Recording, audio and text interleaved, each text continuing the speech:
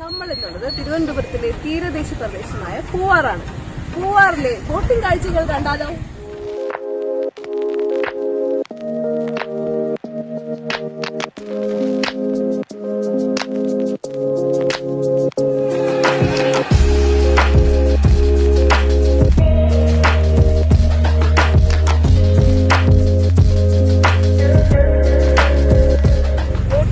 ഒരു ബോട്ടിൽ നമുക്കൊരു 8 പേർക്ക് കയറാം. അതിലൊരു 2-3 കുട്ടികളാണെങ്കിൽ അഡ്ജസ്റ്റ് ചെയ്തിരിക്കാം. ഇപ്പൊ നമുക്ക് ഇവിടുത്തെ കാഴ്ചകൾ എന്ന് പറയുമ്പോൾ നമുക്ക് ഭയങ്കര രസമാണ്.